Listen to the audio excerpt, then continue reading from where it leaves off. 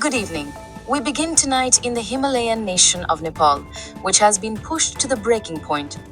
What started as a protest against a social media ban has exploded into a nationwide revolt against the country's ruling class, leaving a trail of destruction and a nation in crisis. This was the scene in Kathmandu.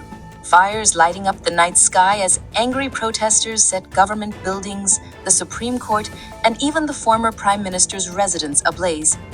The government's response was swift and brutal.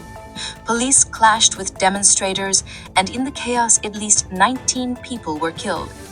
The Prime Minister's resignation did nothing to quell the anger, because this was never just about a social media ban. It was about deep-seated frustration finally boiling over. So what brought Nepal to this point? For years, a youth-led anti-corruption movement has been gaining traction online, exposing the lavish lifestyles of the so-called Nepo babies, the children of the political elite in a country ranked 107th on the Global Corruption Index. This anger is fueled by a crippling lack of opportunity. Over 80% of Nepal's workforce is in the informal sector, and youth unemployment stands at over 20%.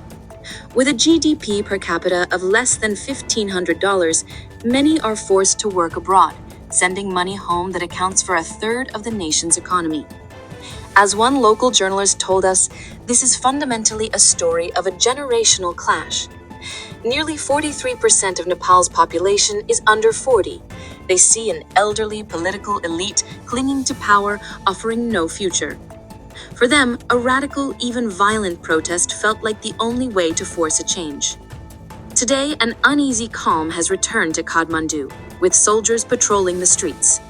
But the government's collapse has left a dangerous political void in a country that has seen more than a dozen governments since 2008.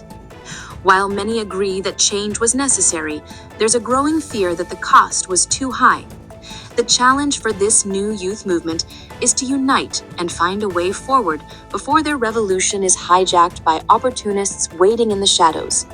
The future of the Himalayan nation now hangs in the balance. We will continue to follow this developing story. Stay informed. Hit subscribe now and never miss the stories that shape our world.